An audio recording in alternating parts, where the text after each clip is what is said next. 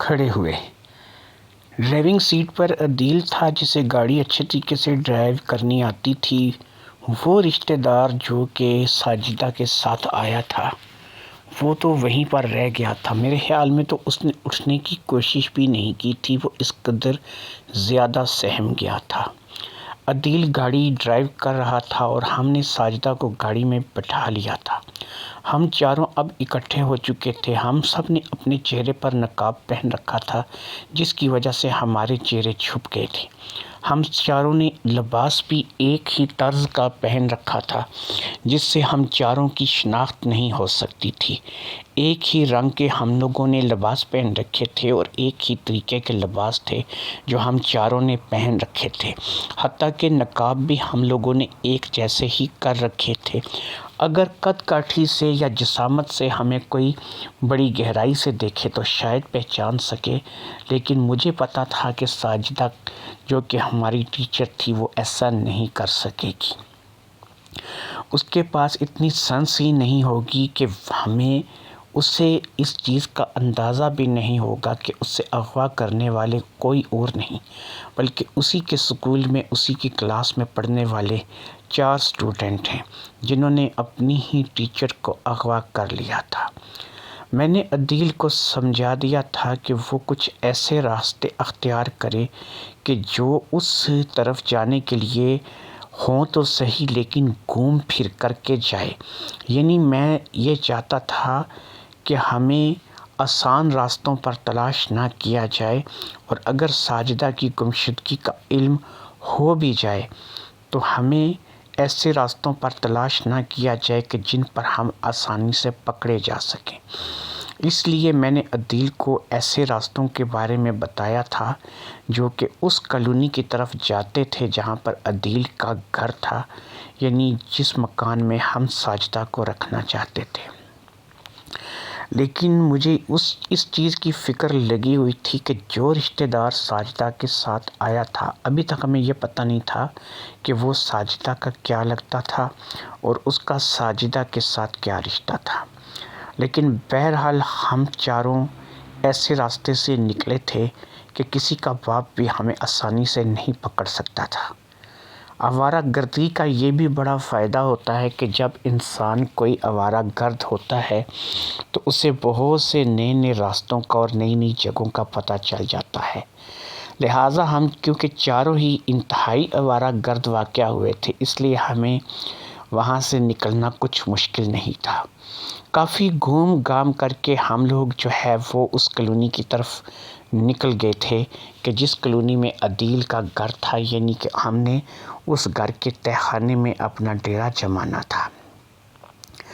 یہاں پر آپ کو اس بات کی وضاحت کر دوں کہ جب ہم نے ساجدہ کو گاڑی میں بٹھایا تھا تو میں نے دوائی سے بھرا ہوا رومال اس کی ناک پر رکھ کر کے اسے بے ہوش کر دیا تھا، کیونکہ اگر ساجدہ بے ہوش نہ ہوتی تو ظاہری بات ہے کہ وہ اپنی مدد کے لیے چیختی چلاتی یا پھر ہمارے چنگل سے نکلنے کی کوشش کرتی، لیکن ہم لوگ بہرحال ایسا کرنے نہیں دے سکتے تھے، اسی لیے میں نے اسے بے ہوش کر دیا تھا۔ تھوڑی سی فکر مجھے اس بات کی ضرور تھی کہ کہیں وہ بے ہوشی کی حالت میں کچھ نقصان نہ کروا بیٹھے، یعنی اس کے ساتھ کچھ نقصان نہ ہو جائے، لیکن اس وقت ہم چاروں اس قسم کے سوچ کی پوزیشن میں نہیں تھے۔ ہمیں بس اپنی منزل پر پہنچنا تھا اور پھر آخر کار ہم اس گھر کے پاس پہنچ ہی گئے۔ آپ کو بتاتے چلیں یہ جو نئی نئی کالونیاں ہوتی ہیں نا، ان میں پاس پاس گھر نہیں ہوتے۔ کبھی کسی نے پلاٹ چھوڑے ہوتے ہیں، 4 دیواری کرا کے چھوڑ دیتے ہیں، کچھ ایسے لوگ ہوتے ہیں کہ جو گھر بنا کر کے چھوڑ دیتے ہیں۔ اب جہاں پر ہم آئے تھے یہ شکر ہے کہ یہاں پر بجلی لگی ہوئی تھی، ادروائز بجلی کے علاوہ کوئی اور خاص سہولت نہیں تھی۔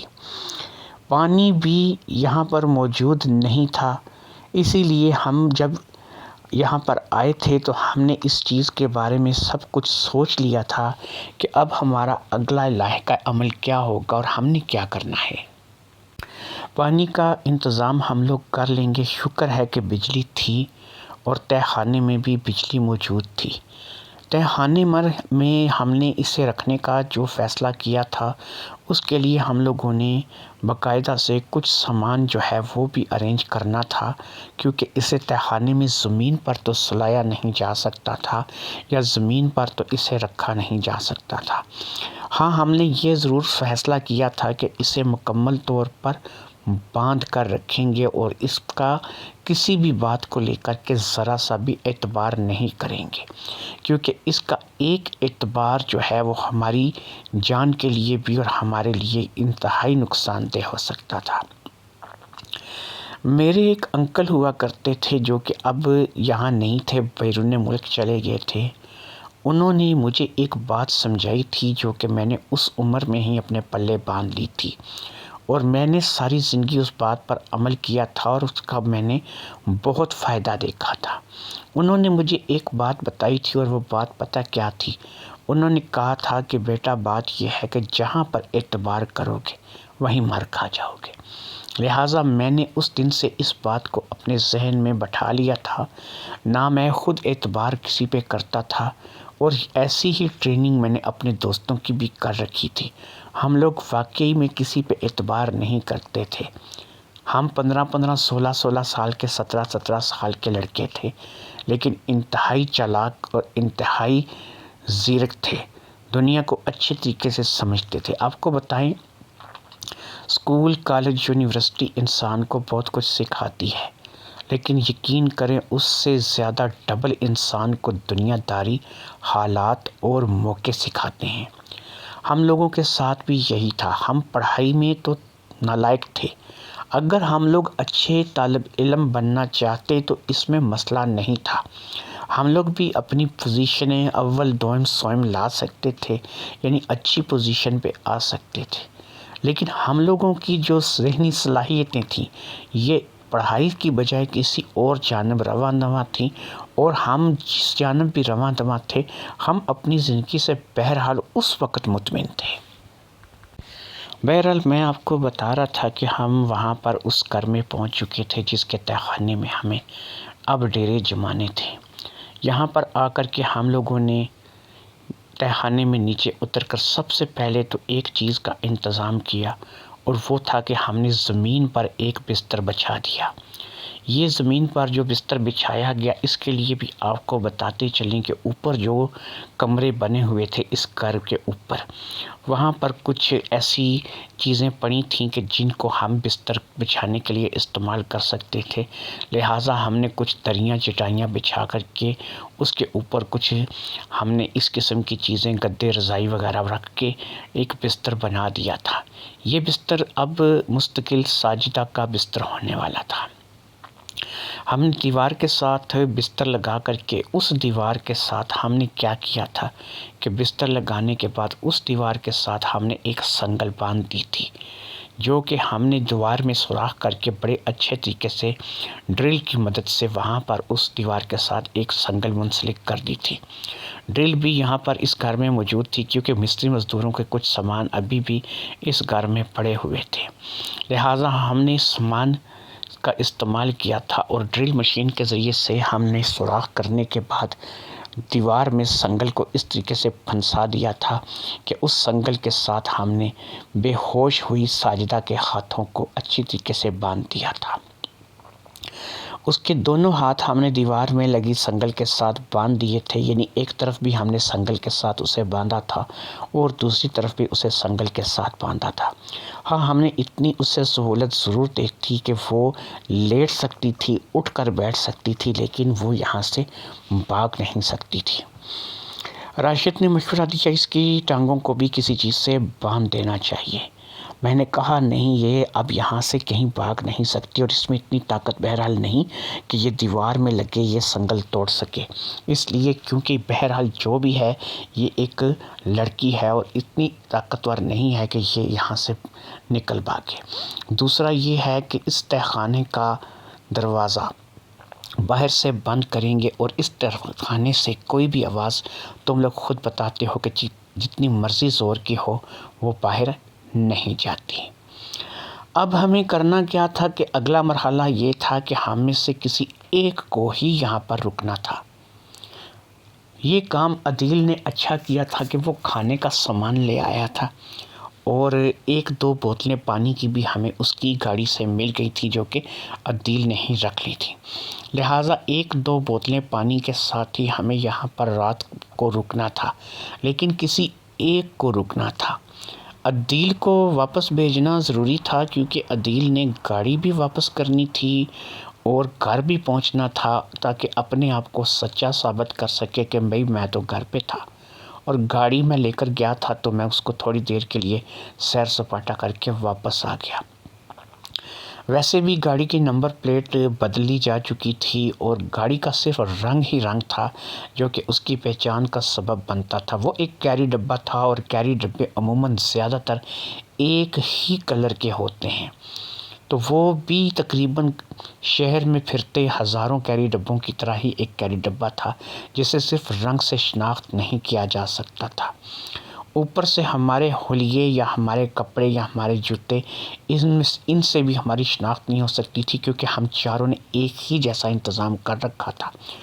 کپڑے ہم لوگ فوری طور پر یہیں پہ چینج کر سکتے تھے کیونکہ ابھی ساجدہ بھی بے ہوش تھی اور ہم لوگوں نے ان کپڑوں کے نیچے جو لباس ہم نے پہن رکھا تھا اس کے نیچے ہم نے ویسے بھی اپنے نارمل روٹین کے کپڑے پہن رکھے تھے۔ یہ اصل میں ایک لباس تھا جو کہ پتلا سا لباس تھا سیاہ کلر کا جو کہ ہم نے ان کپڑوں کے اوپر پہن رکھا تھا اور اس کے ساتھ ہم نے چہروں پر ماسک بھی لگا رکھے تھے۔ یہاں پر ہم نے یہ کپڑے اتار دیے اور اپنے ماسک ہم لوگوں نے نہیں اتارے کیونکہ ہم کسی بھی طور پر ساجدہ کے سامنے نہیں آنا چاہتے تھے۔ اب ہم لوگوں نے یہی فیصلہ کیا کہ ہمارے یہ کپڑے اب ہم لوگ استعمال نہیں کریں گے اور صرف اپنے ماسک جو ہیں وہ ہم اپنے چہرے پہ پہن کر ساجدہ کے سامنے آیا کریں گے اور کوشش کریں گے کہ وہ کپڑے کبھی نہ پہن کر ساجدہ کے سامنے آئیں کہ جن کپڑوں میں کبھی ساجدہ نے ہمیں پہلے دیکھا ہو، تاکہ اس کی یادداشت میں کوئی چیز ایسی نہ آئے جو کہ ہمارے لیے کل کو نقصان کا باعث بنے۔ میں تو ممکری کر سکتا تھا، اپنی آواز کو تبدیل کر سکتا تھا، اس لیے میں نے اپنی آواز کو جو ہے وہ بدل کر بھی بات کرنے کا جو ہے وہ سوچ لیا تھا کہ اگر مجھے ساجدہ سے بات کرنی پڑے گی تو میں اپنی آواز کو تبدیل کروں گا۔ باقی دوستوں کو بھی میں نے تھوڑی پریکٹس کرائی تھی کہ وہ اپنی اصل آواز کو چھپانے کی کوشش کریں۔ ویسے تو وہ اتنی زیادہ باریکی میں جا کر کے ہو سکتا ہے کہ پہچان نہ سکے، لیکن ہو سکتا ہے کہ یہاں نہ صحیح کل کو جب وہ آزاد ہو جائے اور اپنی دنیا میں واپس چلی جائے تو جب ہم اسکول میں جائیں یا پھر کہیں اس سے ٹکرائیں تو وہ ہماری آواز سے ہمیں پہچان لے۔ میں تو آواز بدل لوں گا لیکن تم لوگ جو ہے پھنس سکتے ہو اپنی آواز کو لے کر کے۔ لہٰذا یہ فیصلہ کیا گیا کہ اگر ہم لوگ ساجدہ سے بات کریں گے تو ہم اس سے پہلے منہ میں کوئی چیز رکھیں گے، یعنی میں ممکری کروں گا، میں اپنی آواز تبدیل کروں گا، لیکن راشد، عدیل اور خرم تینوں ہی اپنی منہ میں کوئی چیز رکھیں گے۔ جب وہ چیز رکھ کے بولیں گے تو ظاہری بات ہے کہ ان کی آواز درست نہیں نکلے گی اور ان کی آواز ان کو خود بولنے میں دقت پیش آئے گی تو ساجدہ ان کی آواز کو آسانی سے جج نہیں کر سکے گی۔ اب اس سے پہلے کہ ساجدہ کو ہوش آ جاتا، کھانا دے کر کے وہ لوگ رخصت ہو گئے۔ یہاں پر رکنے کا فیصلہ میں نے کیا تھا اور میں آپ لوگوں کو یہ بھی بتاتا چلوں کہ خرم کو بٹھا کر کے ہم چاروں دوستوں نے اس بات کے لیے آمادہ کر لیا تھا کہ بھی ٹھیک ہے، میں مانتا ہوں کہ تم اس سے محبت کرنے لگے ہو، یہ تمہیں دل و جان سے عزیز ہو گئی ہے، تم اس سے شادی کرنا چاہتے ہو وغیرہ وغیرہ، لیکن ضروری نہیں ہے کہ یہ سارے معاملات ہو جائیں۔ خاص طور پر جو قدم ہم لوگوں نے اٹھا لیا ہے اس کا انجام پتہ نہیں کیا سے کیا ہو جائے، اس لیے بہتر یہی ہے کہ یہ 4 دن جب ہمارے پاس ہے، مثال کے طور پہ 4 دن کہا تھا، یہ نہیں کہ ہم نے سوچا تھا کہ اسے 4 دن رکھیں گے، وہ تو اب حالات پر ڈیپینڈ کرتا تھا کہ ہم اسے کب واپس کریں گے۔ تو ہم لوگوں نے یہی فیصلہ کیا کہ جب تک یہ ہمارے پاس ہے ہمیں اب اس کے ساتھ جو کچھ کر سکتے ہیں کر گزرنا چاہیے۔ خرم نے بھی ہماری بات پہ آمادگی کا اظہار کر دیا تھا، لہٰذا آج کی رات کے لیے مجھے یہاں پر چھوڑا گیا اور وہ تینوں وہاں سے روانہ ہو گئے۔ ہم لوگوں کی دوستی بہت لازوال تھی. ہم لوگ اچھے برے ہر کام پر ایک دوسرے پہ مکمل اعتبار کرتے تھے. انہیں اس بات کا اچھی طرح سے یقین تھا کہ جانی طور پر تو وہ میرے پاس یہاں پر محفوظ رہے گی، اس سے کسی قسم کا جانی نقصان میں نہیں ہونے دوں گا. لیکن اس سے انہیں اس بات کا بھی 100% یقین تھا کہ جسمانی طور پر وہ آج میرے پاس محفوظ نہیں رہے گی. اس بات کو جانتے ہوئے بھی وہ لوگ وہاں سے روانہ ہو گئے تھے اور پھر میں وہاں پر اکیلا رہ گیا تھا. کھانے کا سامان تھا، پانی کی 2 سے 3 بوتلیں تھیں اور اس کے بعد بے ہوش ساجدہ تھی جو کہ میرے پاس تھی. میں اس تہخانے میں اکیلا رہ گیا تھا اور صرف میرے پاس ساجدہ تھی جو کہ ابھی تک بے ہوش تھی. عدیل، راشد اور خرم اپنے اپنے گھروں کے لیے روانہ ہو چکے تھے اور مجھے امید تھی کہ وہ کل صبح پھر یہاں پر آئیں گے اور ان کے آنے تک مجھے جو ہے وہ کچھ ایسے صورتحال پیش آنی چاہیے تھی کہ جس میں آج کی رات کم از کم میں تو انجوائے کر سکوں. ہم لوگوں نے ایک فیصلہ اور کیا تھا. وہ جو صبح آنے والے تھے وہ صرف تھوڑی دیر کے لیے آنے والے تھے. میں صبح اسکول سے چھٹی پر تھا لیکن وہ تینوں اسکول جائیں گے. ہم لوگوں نے یہ نظام بنایا تھا کہ ہم لوگوں کا کیونکہ طریقہ تھا کہ ہم ہفتے میں 1-2 چھٹیاں لازمی کیا کرتے تھے. ہم لوگوں نے یہ سوچا تھا کہ ہم اپنی اسی روٹین کو باقاعدہ سے برقرار رکھیں گے. ہم ہفتے میں آج میں چھٹی کرنے والا تھا صبح اور وہ تینوں اسکول جانے والے تھے. پھر کل ہم میں سے کوئی ایک چھٹی کرتا اور میں 2 ساتھیوں کے ساتھ اسکول میں ہوتا. پھر کوئی تیسرا چھٹی کرتا اور میں اپنے 2 ساتھیوں کے ساتھ اسکول میں ہوتا. اسی طرح سے ہفتے میں کم از کم ہم اپنی 2 چھٹیوں والی روٹین بھی برقرار رکھتے جس سے کہ کسی کو شک نہیں پڑ سکتا تھا کیونکہ یہ کام ہم سالوں سے کرتے چلے آ رہے تھے. انہی باتوں کو لے کر کے میں اس نتیجے پر پہنچا تھا کہ ہمیں اسی روٹین سے چلنا ہوگا. ہم چاروں اب ایک ساتھ چھٹی نہیں کریں گے. ہم 3 اسکول جایا کریں گے اور ایک اس کے پاس یہاں پر رہا کرے گا.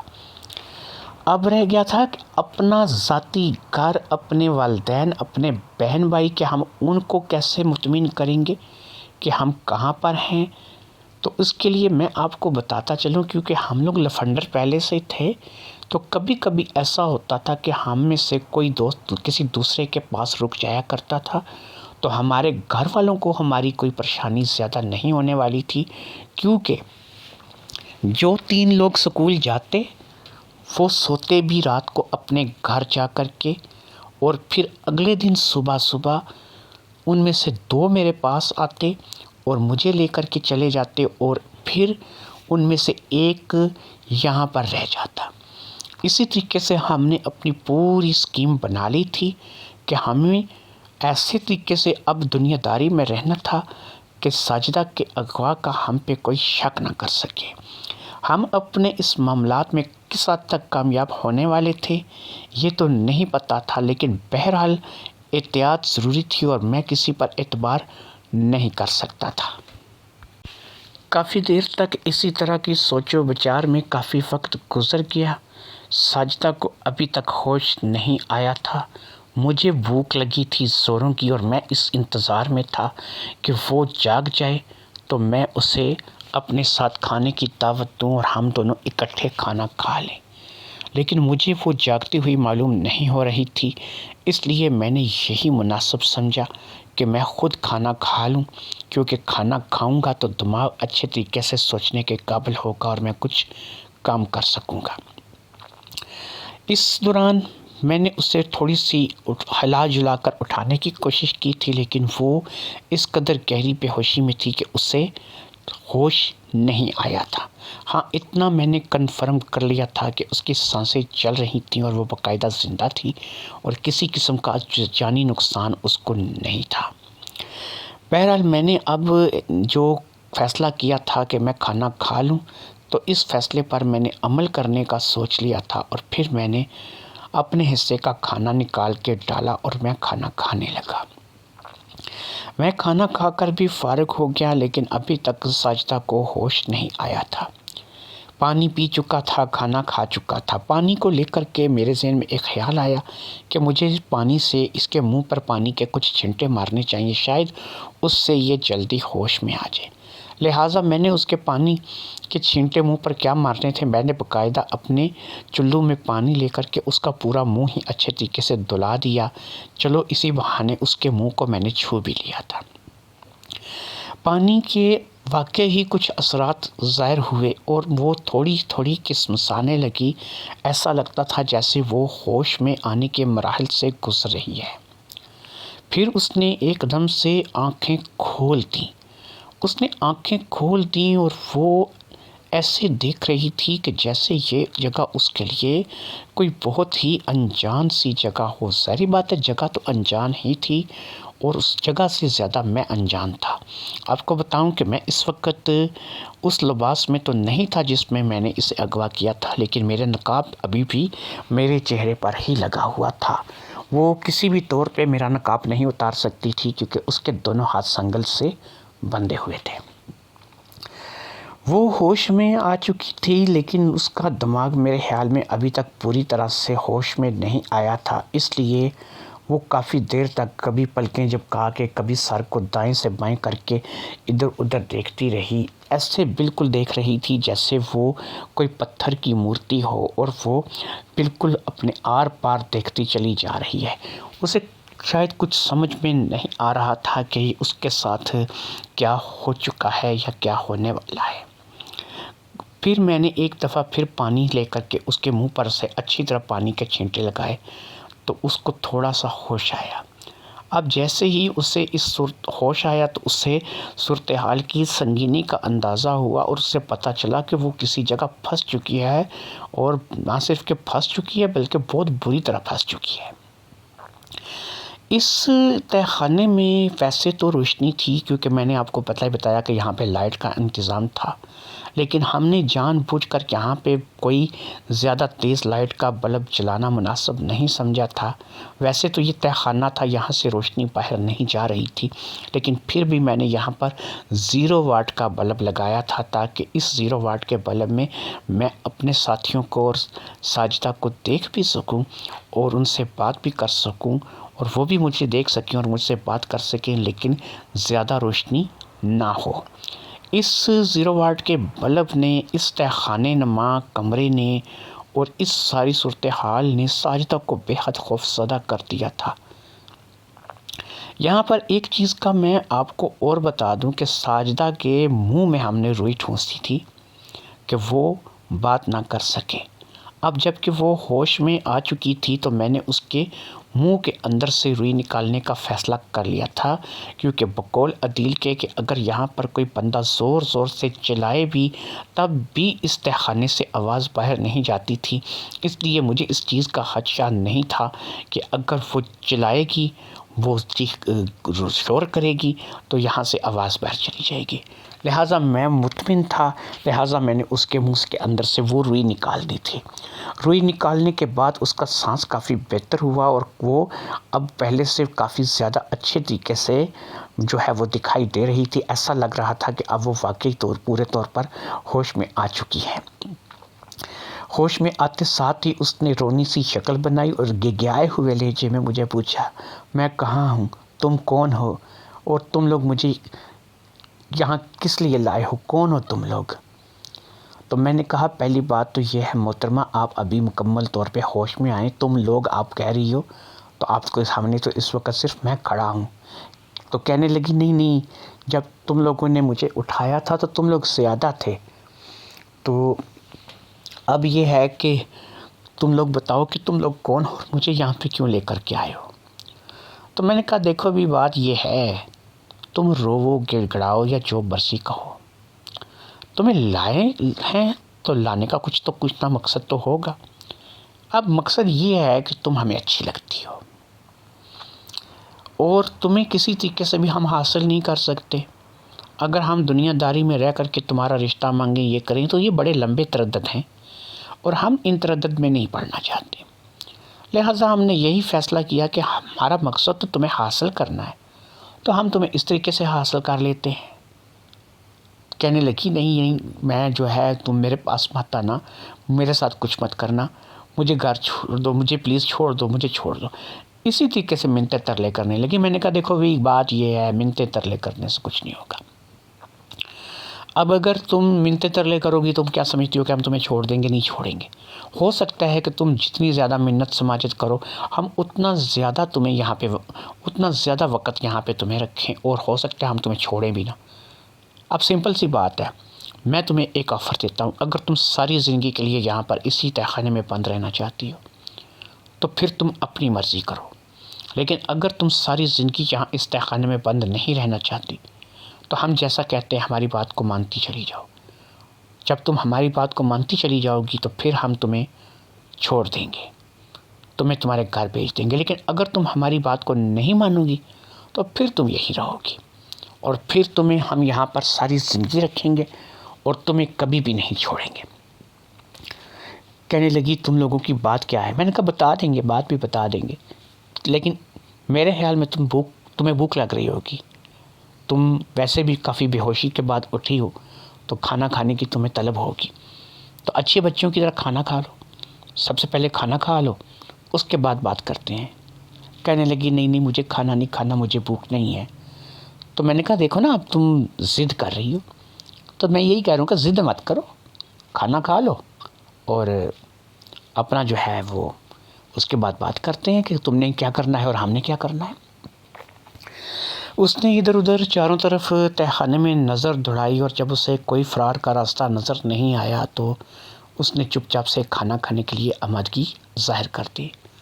وہ کھانا کھانے کے لیے تیار ہو چکی تھی، لہٰذا میں نے کھانا اس کے آگے لگا دیا۔ اس کے لیے میں نے اس کا ایک ہاتھ آزاد کیا تھا اور ایک ہاتھ اس کا بندھا ہوا تھا، اور ساتھ ہی ساتھ میں نے اسے یہ دھمکی دی تھی کہ اگر اس نے اپنا دوسرا ہاتھ آزاد کروانے کی یا یہاں سے بھاگنے کی کوشش کی تو پھر ہم یہ جو نرمی اس کے ساتھ کر رہے ہیں نا، یہ نہیں کریں گے، انتہائی سختی کے ساتھ پیش آئیں گے۔ بہتر یہی ہے کہ وہ انسان کی بچی بنے اور ہمارے ساتھ تعاون کرے۔ میری باتوں کو اس نے اچھے طریقے سے سمجھ لیا تھا۔ سیدھا ہاتھ آزاد ہونے کے بعد اس نے کھانا کھانا شروع کر دیا تھا۔ اگرچہ اس نے زیادہ کھانا نہیں کھایا تھا، لیکن پھر بھی اتنا ضرور کھایا تھا کہ مجھے لگتا تھا کہ اس کا چھوٹا سا پیٹ بھر ہی گیا ہوگا۔